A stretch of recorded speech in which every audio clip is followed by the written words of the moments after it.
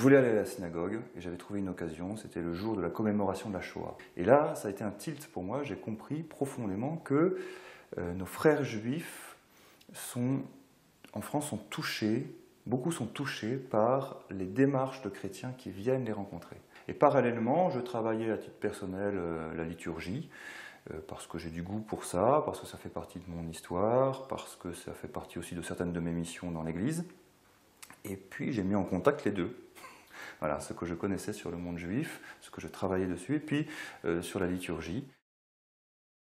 Il s'adresse à des chrétiens qui veulent approfondir leur participation à la messe. Que les chrétiens n'aillent pas chercher leur nourriture spirituelle à droite, à gauche, mais avec le cœur qui est la liturgie. Donc c'est pour tous les chrétiens, pour qu'ils puissent davantage participer à la messe, à la liturgie au sens large, mais aussi à la messe. Ça nous permet aussi de faire d'une pierre deux coups, c'est-à-dire profondément de découvrir que nos racines, non seulement liturgiques, mais en fait de toute notre foi, s'ancrent dans l'espérance d'Israël. Un chrétien, c'est un disciple du Messie d'Israël.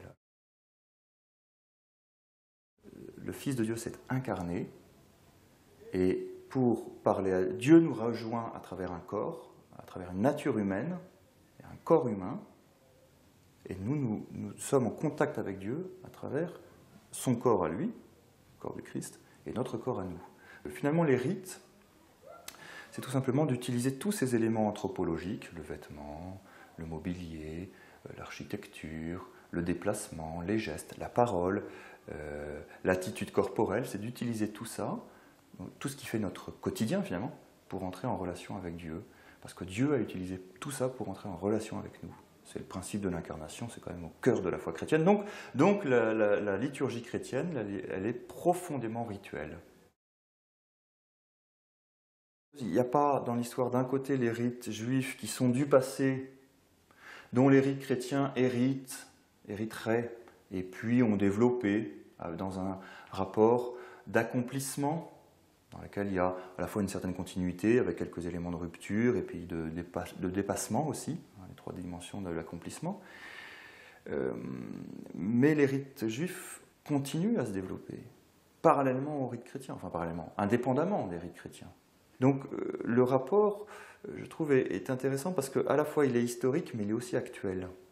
Par exemple, quand je prie les laudes du samedi matin, je m'aperçois dans mon bréviaire que je me suis aperçu dans mon bréviaire qu'il y avait des choix de psaumes de l'Église, en fait, qui s'enracinent dans les choix des psaumes de la prière du Shabbat, du samedi matin à la synagogue.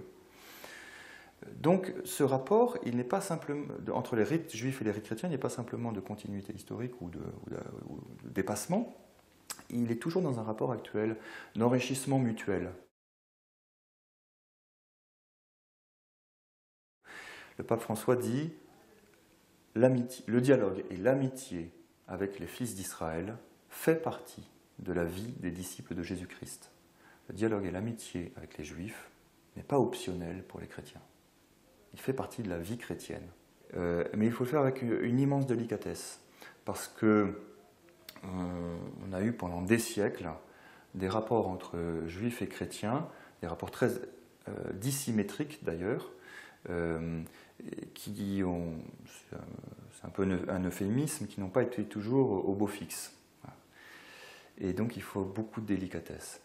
Le dialogue théologique, c'est bien pour les théologiens. Le dialogue liturgique, c'est bien pour les spécialistes de la liturgie. Le dialogue biblique spécialiste, c'est bien pour les spécialistes de la Bible. Le dialogue amical, c'est pour tout le monde. Voilà. Tout chrétien peut avoir un dialogue amical avec communauté juive, pour peu qu'il y en ait une dans sa ville, mais il faut se renseigner.